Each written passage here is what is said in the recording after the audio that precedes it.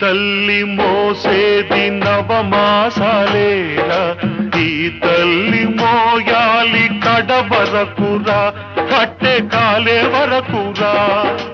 ఆ రుణం తల కొరివితో తీరేనురా, ఈ రుణం ఏ రూపాన తీరేదిరా.